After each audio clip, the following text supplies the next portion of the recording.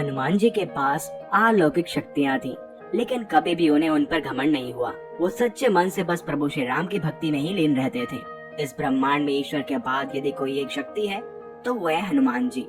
महावीर विक्रम बजरंगी के समक्ष किसी भी प्रकार की मायावी शक्ति ठहर नहीं सकती। वो अष्ट सिद्धि और 9 निधि के दाता हैं। हनुमान जी का जब जन्म हुआ तो सभी देवी देवताओं ने उन्हें अलौकिक शक्तियाँ और वरदान दिए, जिससे उन्हें अनेकों शक्तियाँ प्राप्त हुई। हनुमान जी का घूंसा खाकर रावण उसी तरह से कांप उठा था जैसे भूकंप आने पर पर्वत हिलने लगते हैं। महादेव के पाशुपतास्त्र के वार को भी सहन कर लिया था, लेकिन अपनी समस्त शक्तियों के ऊपर उन्हें तनिक भी अभिमान नहीं था। उस शक्ति से उन्होंने बस राम का ही नाम लिया और उन्हीं का कार्य किया। जब भी किसी को अभिमान हो जाए तो हनुमान जी से बेहतर कौन है जो इस अभिमान को तोड़े। वहीं दूसरी ओर बलराम को शेषनाग का अवतार माना जाता है। बलवानों में श्रेष्ठ होने के कारण उन्हें बलभद्र भी कहा जाता है। वे गदा युद्ध में विशेष प्रवीण थे। वो अपने क्रोध के लिए जाने जाते थे, लेकिन इसके साथ साथ उन्हें किसानों का भगवान भी कहा जाता है, क्योंकि हल उनका एक प्रमुख अस्त्र था और वो बल और शक्ति के भगवान भी हैं। भीम और दुर्योधन दोनों ही उनके शिष्य थे। उन्होंने कुआले पैदा हाथी को बस एक ही मुक्के में धूल चटा दी थी और जरासंध को 17 बार हराया था। बलराम इतने शक्तिशाली थे कि वो ज्वरा, जो भगवान शिव से उत्पन्न हुआ एक बुखार है, वो उसके शक्ति तक को सहन कर सकते हैं। उनके बल और साहस के किस्से अद्भुत हैं। तो क्या हुआ जब बजरंगबली और बलराम दोनों युद्ध के लिए आमने सामने आए? आखिर क्यों हुआ इनके बीच में एक बड़ा युद्ध? हम सब जानेंगे इस कथा में।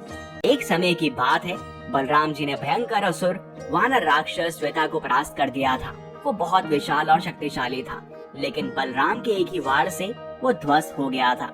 इस जीत के बाद बलराम को अपनी ताकत पर अभिमान हो गया था और श्री कृष्ण को ये बात समझ आ गई।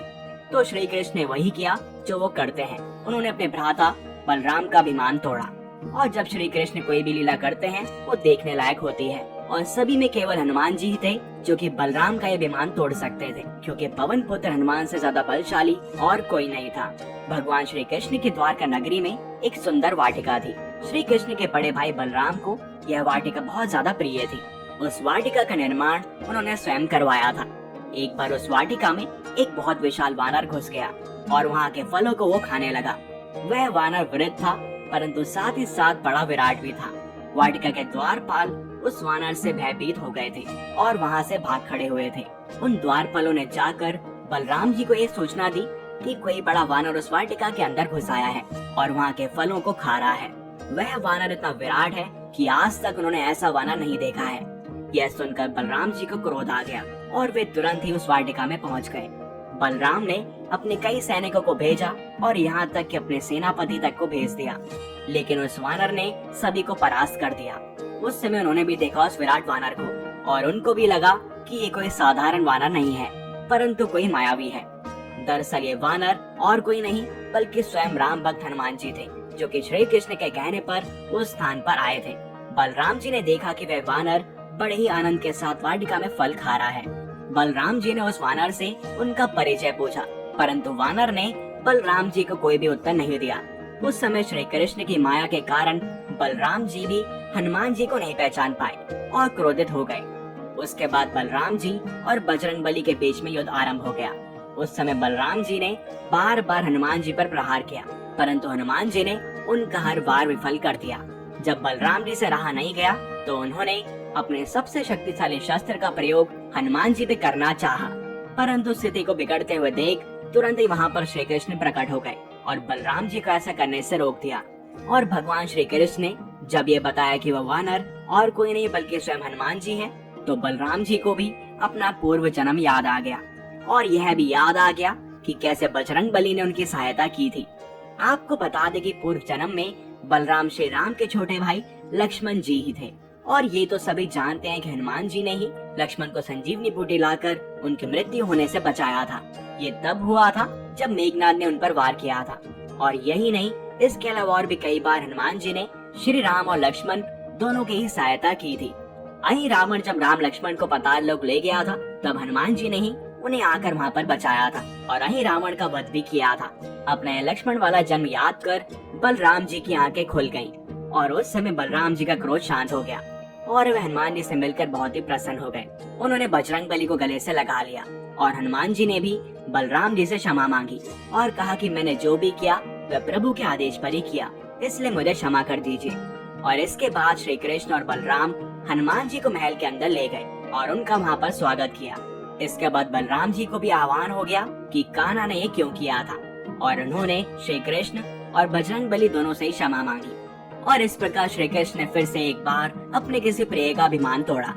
श्री कृष्ण ने ऐसा पहली बार नहीं किया। उन्होंने हनुमान जी की सहायता से भीम का भी अभिमान तोड़ा था। भीम को अपनी ताकत पर बहुत ज्यादा अभिमान हो गया था और भीम हनुमान जी के भाई थे। तो जब पांडव वनवास काट रहे थे तब ये घटना घटित हुई और भीम का अभिमान भी टूट गया। इसके अतिरिक्त श्री कृष्ण ने सुदर्शन चक्र, उनके वाहन गरुड़ और उनके रानी सत्यभामा को भी अपने ऊपर काफी अभिमान हो गया था। तो श्री कृष्ण ने फिर से एक बार हनुमान जी को याद किया और सभी की भ्रष्ट बुद्धि दूर की। हनुमान जी ने न केवल सुदर्शन चक्र को निगल लिया, क्योंकि सुदर्शन का अभिमान था कि वो किसी को भी परास्त कर सकता है। इसके अलावा गरुड़, जो कि श्री कृष्ण का वाहन था, उसे भी रफ्तार में पीछे छोड़ दिया।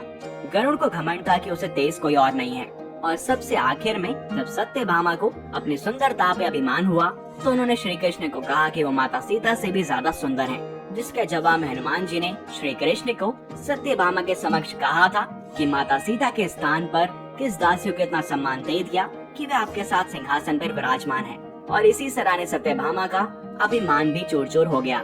हमें यह सीखना चाहिए कि अभिमान से कुछ भी हासिल नहीं होता, क्योंकि हर समय हर घड़ी कहीं ना कहीं कोई है या कोई अलौकिक शक्ति है जो हमसे ज्यादा शक्तिशाली है। मनुष्य का क्रोध करना और अभिमान करना उसके पतन की निशानी है। यह सीधा सीधा विनाश का संकेत है। अभिमान में तो लंकापति रावण भी तहस नहस हो गया था, तो उसके सामने हम क्या हैं? हमें लगता है कि सब हमारे हाथ में है। सृष्टि का संतुलन ना बिगड़े, इसीलिए तो भगवान है जो किसी न किसी रूप में हमें या तो दंड देते हैं या फिर इनाम। ये तो हमारे कर्मों पर आधारित है। तो अभिमान और क्रोध छोड़िए, भक्ति की ओर चाहिए, अच्छे कर्म कीजिए और दूसरों की सहायता कीजिए। अगर इतनी बड़ी महामारी के बाद भी हमारा अभिमान और क्रोध ना टूटे तो क्या हम मनुष्य कहलाने के लायक हैं? क्या हम अपने आप को हनुमान भक्त या राम भक्त कह सकते हैं? क्योंकि वो तो संपूर्ण सत्य और धर्म की स्थापना में मानते हैं। पर सवाल ये है कि क्या आप मानते हैं सच्चे बजरंगबली और राम के भक्त बस भक्ति और समाज सेवा के साथ साथ धर्म की रक्षा भी करते हैं, उस पर अभिमान नहीं। तो इसी बात पर बोलो जय बजरंगबली। इस वीडियो में इतना ही। अगर आपको ये पसंद आई हो तो इसे लाइक और शेयर करना ना भूलें। साथ ही हमारे चैनल को सब्सक्राइब करें और बेल आइकन को प्रेस करें।